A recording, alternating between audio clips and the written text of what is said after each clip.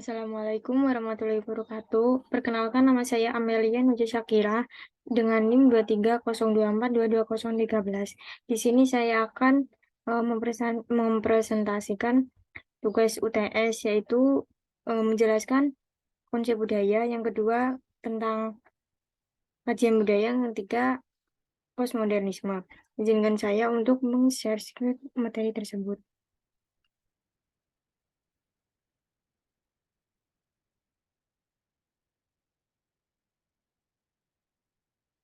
Bab yang pertama ada konsep budaya. Konsep budaya dibagi menjadi dua, yaitu budaya dan kebudayaan. Pengertian budaya. Budaya adalah suatu cara hidup yang terbentuk dari banyak unsur rumit. Ada agama, politik, adat istiadat, bahasa, seni, dan lain-lain. Dan berkembang pada sebuah kelompok orang atau masyarakat. Istilah budaya berasal dari bahasa Sanskerta budaya, yang merupakan bentuk jamak dari budi atau akal. Dengan demikian, hakikat budaya dapat diartikan sebagai hal-hal yang berkaitan dengan budi dan akal manusia. Budaya dapat diartikan hal-hal yang berkaitan dengan akal dan cara hidup manusia yang selalu berubah dan berkembang dari waktu ke waktu. Selanjutnya ada pengertian kebudayaan.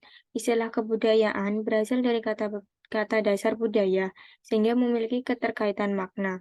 Kebudayaan merupakan hasil dari budaya, yaitu hasil kegiatan dan penciptaan batin atau akal budi manusia seperti kepercayaan, kesenian, dan adat istiadat. Kebudayaan merujuk pada berbagai aspek kehidupan, meliputi cara-cara berlaku, kepercayaan-kepercayaan, dan sikap-sikap, dan juga hasil dari kegiatan manusia khas untuk suatu masyarakat atau kelompok penduduk tertentu. Menurut Kwenjaraningrat, unsur-unsur kebudayaan dibagi menjadi 7. Yang pertama, ada sistem religi dan upacara keagamaan. Yang kedua, sistem sosial dan organisasi kemasyarakatan. Yang ketiga, sistem pengetahuan. Yang keempat, ada bahasa. Yang kelima, seni. Yang keenam, sistem mata pencarian hidup. Yang ketujuh, ada sistem teknologi dan peralatan.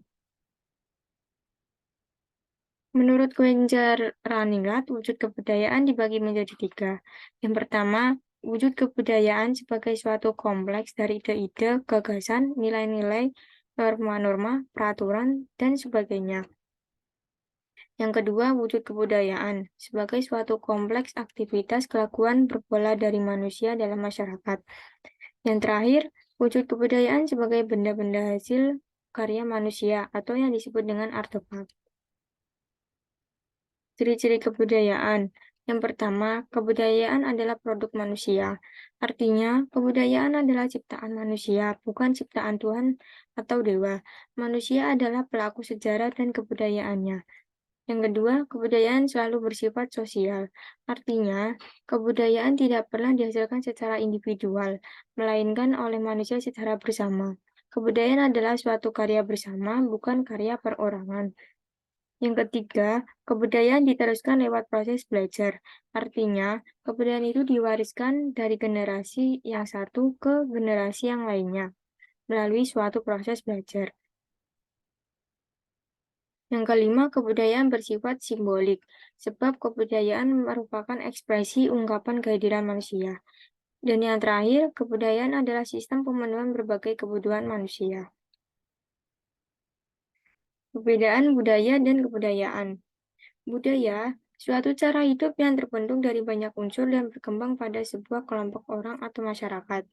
Kebudayaan, yaitu sistem pengetahuan yang meliputi ide atau gagasan yang terdapat dalam pikiran manusia, sehingga dalam kehidupan sehari-hari kebudayaan itu bersifat abstrak. Kesimpulannya, pengertian budaya dan kebudayaan, bahwa budaya itu merupakan akal budi suatu masyarakat, sedangkan kebudayaan merupakan hasil kegiatan dan penciptaan budaya masyarakat seperti kepercayaan, kesenian, adat istiadat, dan lain-lain. Di sini ada contoh kebudayaan daerah di Semarang. Yang pertama ada warak ngendok, yaitu binatang mitologis ini digambarkan sebagai simbol pemersatu 3 etnis mayoritas yang ada di Semarang. Bagian-bagian tubuhnya terdiri dari naga, burak, dan kambing. Hewan Jinar ini biasanya dijadikan maskot dalam festival Dugderan yang dilaksanakan beberapa hari sebelum bulan Ramadan. Yang kedua ada Dugderan, yaitu upacara adat Dugderan biasanya diselenggarakan untuk menyambut datangnya bulan Ramadan. Upacara ini dimulai dengan pemukulan beduk yang dilanjutkan dengan dentuman meriam.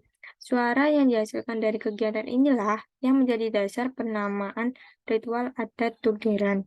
Biasanya setelah upacara usai diadakan pawai keliling kota mengenai pakaian adat. Dan terdapat pula festival tradisional Semarang yang sayang jika dilewatkan. Kita memasuki bab kedua yaitu kajian budaya. Apa itu kajian budaya? Kajian budaya merupakan tinjauan teoritis yang berfokus pada bagaimana kebudayaan itu dipengaruhi oleh kelompok yang berkuasa serta dominan. Kajian budaya pada dasarnya berpusat pada bagaimana sekumpulan kaum elit, misalnya media, menggunakan kekuatan mereka atas kelompok minoritas.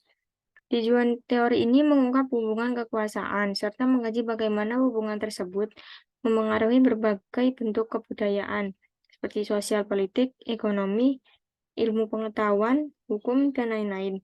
Kajian budaya menekankan bahwa media menggunakan orang-orang yang dominan dan memiliki karakteristik kuat untuk memengaruhi orang-orang dengan karakteristik lemah.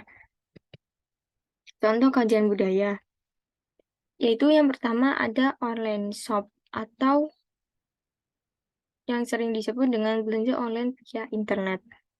Adalah suatu proses pembelian barang atau jasa dari mereka yang menjual melalui internet atau layanan jual beli secara online tanpa harus bertatap muka dengan penjual atau pihak pembeli secara langsung. Dampak positif bagi masyarakat yaitu belanja online lebih memudahkan serta dapat menghemat waktu dan biaya. Melalui online shop, pembeli tidak perlu mendatangi toko hanya untuk mendapat barang yang diinginkan. Pembeli dapat melihat barang yang diinginkan melalui smartphone. Penjual dan pembeli tidak perlu bertatap muka untuk melakukan transaksi. Yang kedua, contoh dari kajian budaya yaitu cosplay. Cosplay adalah istilah bahasa Inggris buatan Jepang yang berasal dari gabungan kata kostum dan play, yaitu bermain. Cosplay berarti hobi mengenakan pakaian beserta aksesoris dan rias wajah seperti yang dikenakan tokoh-tokoh dalam anime, manga, dongeng, permainan video, penyanyi dan musisi idola, dan film kartun. Pelaku permainan kostum disebut dengan cosplayer dan juga bisa disingkat sebagai coser. Gambarnya bisa dilihat di PPT tersebut. Dampak positif dari cosplay, yang pertama bisa menambah relasi, terutama dengan orang. Yang kedua, membuka peluang bisnis dan pekerjaan. Yang ketiga, menyebarluaskan dan mengembangkan minat dan hobi.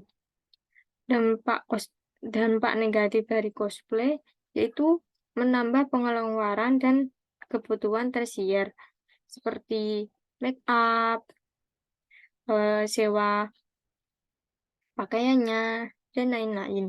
Yang kedua, mendapatkan circle pertemanan atau relasi yang pengaruh kurang baik. Yang ketiga, mendapatkan resiko pelecehan.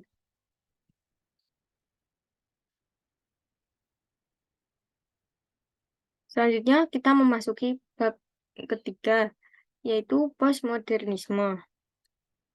Pengertian postmodernisme. Kata postmodern berasal dari kata depan post dan kata akhiran modern.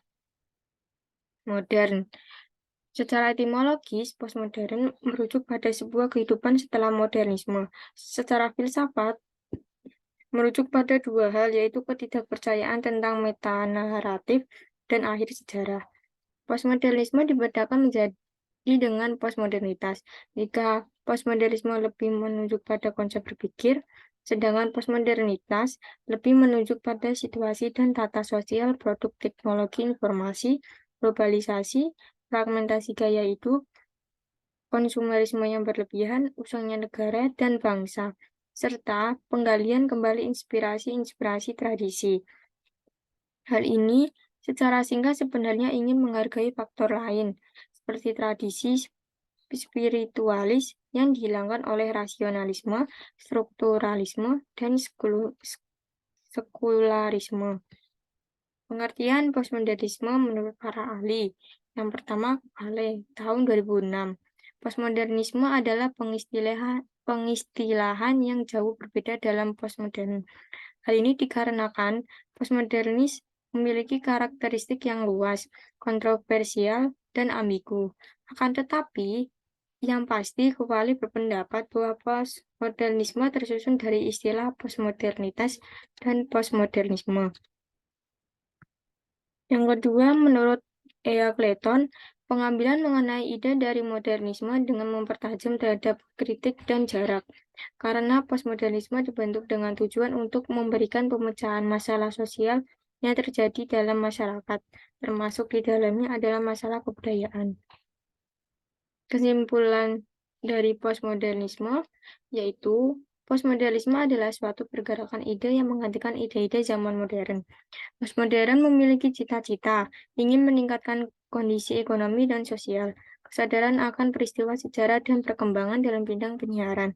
Postmodern mengkritik modernisme yang dianggap telah menyebabkan desentralisasi di bidang ekonomi dan teknologi, ditambah dengan pengaruh globalisasi.